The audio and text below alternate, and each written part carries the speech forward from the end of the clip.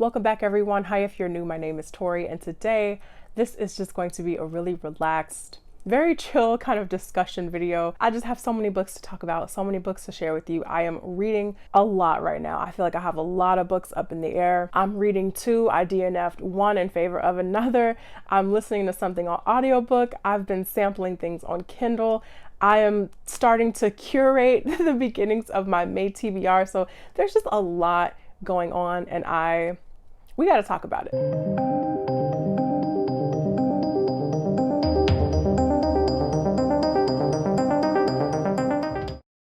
So I'm feeling pretty good about the month just in terms of the things that I'm reading. I've read 3 books so far. Actually, 2 of them are right behind me. I finished Little Fires Everywhere by Celeste Ng, and I also finished Caliban's War, which is the 2nd book in the Expanse series. And I also finished my 3rd book, which is my secret read.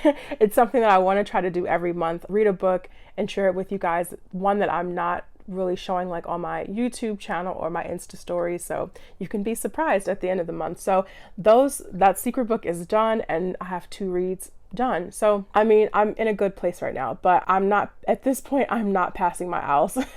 Like I don't see it happening. I think it still can happen, but it's gonna take some work for next week in order for that to happen. But let's get to the books that I'm gonna be making my way through this weekend, and one of the books that I DNF in favor of something else that I want to read this weekend. So let's get started with that first. So I think this is gonna be a pretty good weekend.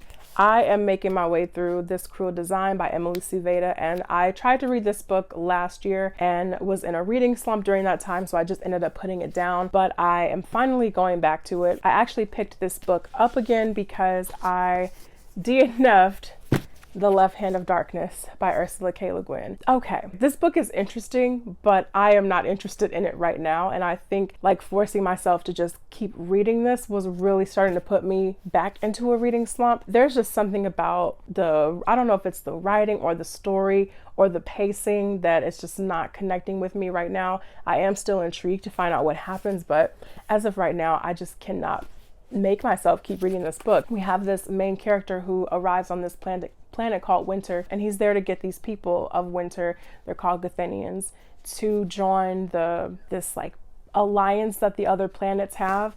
But the unique thing about this planet is that there's really no gender, or the people can change their gender from male to female when they're in mating season. The whole time he's kind of documenting his experience while he's on this planet. So the book is interesting. So we have his account of the things that are happening, but we also have, in different chapters, we get the history of this planet, and it almost feels like myths in certain sections. So it's just kind of dry, and it's just really not holding my attention right now. So I put this down, but this was a book that I picked up for my owls, and I needed to read a book with a white cover. So since this is not happening anymore, I have decided to go back to This Cruel Design by Emily Suvada, and this is the 2nd book in that This Mortal Coil trilogy. So this is the 2nd book, and then the next one is This Vicious Cure. And I mean, this picks up exactly like right after the first one left off.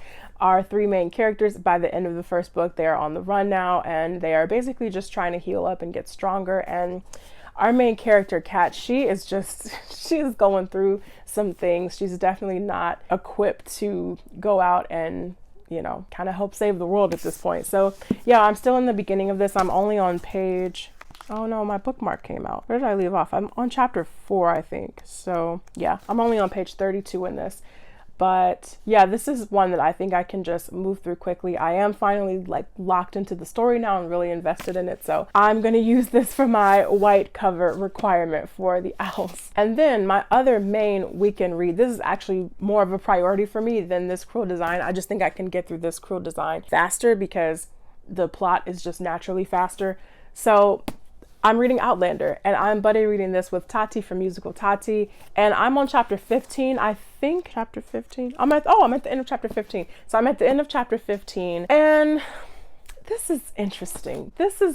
I actually really like the show a lot more, I think, than I'm enjoying the book. This is not a series that I think I want to continue when this 1st book is over. It's good, but I'm not like loving it or anything. But I mean, in this, we have this main character, Claire Randall, and it starts in the year 1945, where she's a nurse, and World War II is over, and soldiers are returning from the war, and she's trying to have this getaway with her husband, and suddenly she disappears, and she is moved to the year 1743, and it's there that she meets this man named Jamie. And during that time, there's a war between the English and the Scots going on, and that's really it. That's really what's happening right now. Jamie and Claire are kind of forced together out of convenience because it's really helping to shield her from the English during the time and offer her a little bit of protection. So that's kind of where we are right now. It's fine. I'm happy I'm finally reading Outlander, but yeah, I'm not sure at this point that I would continue on with the rest of the series. Claire is funny though. I'll give her that. Claire is low-key kind of hilarious. I've laughed out loud at a few of her lines. And then so Outlander and This Cruel Designer are my main goals for this weekend. I just really want to make a dent in Outlander because next week I want to focus next week I want to focus 150% of my time into The Name of the Wind by Patrick Rothfuss. This is the book that I chose for my, what is it? Is it Defense Against the Dark Arts? I think it's the Defense Against the Dark Arts requirement where you have to read a book, or no, it's a History of Magic requirement where you have to read a book that features witches and wizards. And so this is the book that I chose. And this is the only one that I have not cracked open yet. That's so bad. Can I even read this 600-page book in a week? Probably, if I don't sleep. That's kind of where we are with current reads and the owls and things that I need to accomplish in order to pass the owls. And so, yeah, the other books that I just have going right now, I'm trying to curate my May TBR because I'm not carrying these 3 books over into May. I know I can finish them before this month is over. And so May, I want just like a selection of fresh new reads. So one of them I've actually already started dabbling in. I'm not 100% sure that this particular book is going to make it onto my May TBR. And I only say that because this is a chunker. Like, this is massive. This is almost 800 pages long. Seriously, after reading House of Earth and Blood, I do not think I can sit through another 800-page book so close to that one. And I also think I'm going to have a lot of fantasy already on my May TBR, and this will just be another kind of epic fantasy, and I think I might start to get epic fantasy fatigue. So we'll see what happens with that, because next month I do know that I want to read The Unspoken Name by A.K. Larkwood, and then I also want to get to The City We Became by N.K. Jemisin. So this is one that I'm still playing around with, but when this came in the mail, I just like started reading the prologue and I was like, that was interesting.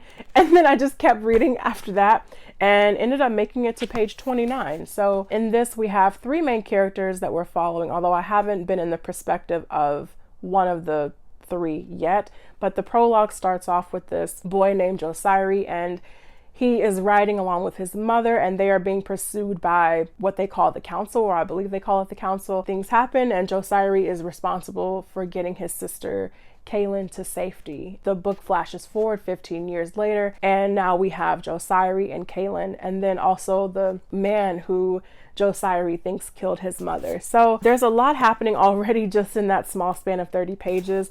And I'm still looking forward to the world building because I feel like we haven't gotten a lot of that yet. We just have a lot of name dropping happening in the prologue, and then the first chapter is really quiet and not much is really going on. There's still a lot of world building to be had. I don't really understand how the world is structured, how things are layered, things like that. So I'm looking forward to learning a little bit more about that. But yeah, this is a potential May read. We'll see. The book that I'm listening to on Audible, this is actually through Kindle Unlimited, so the audiobook is free, is Mordacious, and this is by Sarah Lyons Fleming. So her first trilogy was the Until the End of the World trilogy. I think Sarah Lyons Fleming is so underrated. If you like zombie apocalyptic stories, I think you'll love this. I wasn't sure that I was a person who did, but I just love the characters that she creates and how they form these relationships, and there's just so much humanity in her books in such a crazy situation. So yeah, I read her first trilogy, Until the End of the World, and After,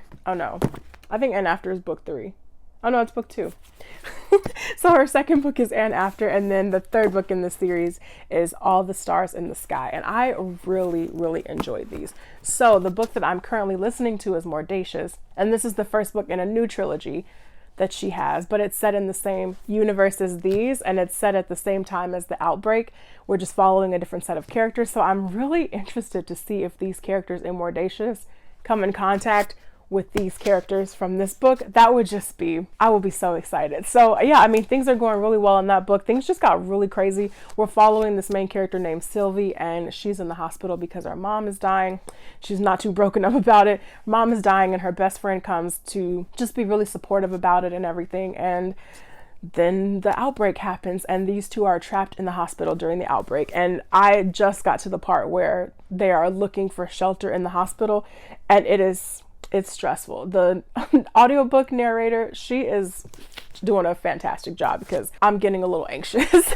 So I mean, yeah, those are the books that I kind of have on rotation right now. There's a lot up in the air, a lot that I feel like I'm juggling reading wise, but I feel good about everything. I feel good about the three books that I've read already, and yeah, that's kind of where things are. So that was a really long, chatty, rambling weekend update video, but let me know down in the comments what you guys are going to be reading this weekend. If you're taking the owls, how are your owls going? Have you switched careers yet? Are you DNFing any books? Do you need to reevaluate? Let me know how things are going. And yeah, I hope you guys have an amazing weekend, and I will see you in the next video. Take care.